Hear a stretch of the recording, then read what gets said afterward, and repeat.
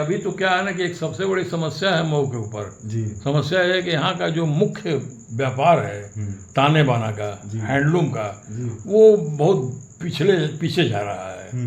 सरकार को इस संबंध में सोचना चाहिए कि हम यहाँ के लोगों के उत्थान के लिए, तरक्की के लिए, बहबूदी के लिए कौन सा ऐसा काम करें ताकि एक तो इनका माल बिके, माल का जो क्वालिटी बने, दूसरे सूरत वाले जो है क्या नाम है जल्दी बना करके और दाम कम करके दुनिया भर का मंडी खराब कर रहे हैं।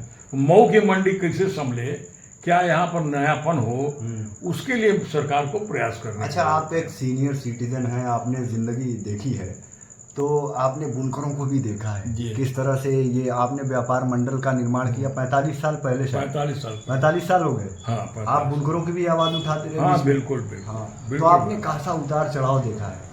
उस वक्त के कारोबार में आज के कारोबार में इतना डिफरेंस और अंतर क्यों? फर्क है। एक तो देखिए, जो उस समय क्वालिटी बनती थी जी, या लोग पहनना पसंद करते थे, वो क्वालिटी बनती थी, लोग पसंद करते थे।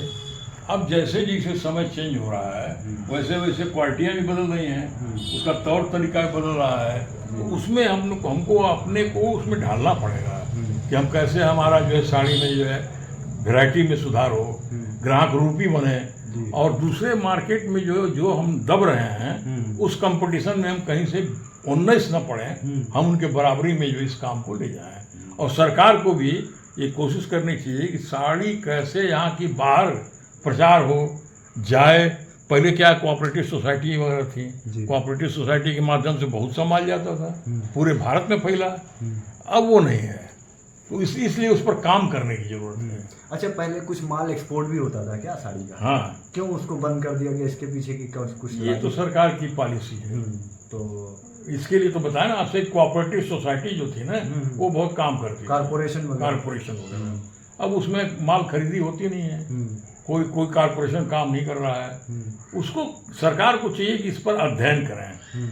हमने तो कई मरतबा मीटिंगों में डीएम साहब से भी कहा है कि सरकार, अरे आप जो है बुनकरों के मसाइल को लेकर के और बुनकरों के लोगों को, रहनुमाओं को बुला करके इस पर जो है विस्तार से चर्चा होनी चाहिए कि किस तरह से इसका सुधार हो। एक अच्छा ये जरूर है कि बुनकरों के परिवार के, चाहे लड़कियां हों चाहे लड़के हों, इस समय पढ़ाई पर ध्यान दे रहे हैं। और वो जैसे टीचर्स भी हो रहे हैं, वो इंजीनियर भी हो रहे हैं, डॉक्टर भी हो रहे हैं।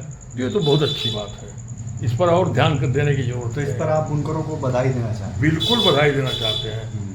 इसको एकदम युद्ध स्तर पर बढ़ाना चाहिए। शिक्षा जो है पूरे परिवार को ही बदल देता है, उसके तौर तरीके को बदल देता है, रहन सहन को बदल देता है, और परिवार हमेशा शिक्षा के बदौलत बहुत आगे बढ़ जाता है। अच्छा, एक बात है कि पहले जो फ्लैट रेट 72 रुपया था, बढ़ के 430 हो गया, तो उस पर आपका क्या कहना है? क्या नहीं, वो तो देखिए ऐसा है कि सरकार की पॉलिसी है। अब वो बुनकरों को क्या सहूलियत दे सकते हैं, बुनकर उनसे क्या ले सकते हैं, इसके लिए तो बैठ करके जो है एक अच्छे उसमें माहौल में ये बात सरकार के सामने रखने की जरूरत है। ठीक है।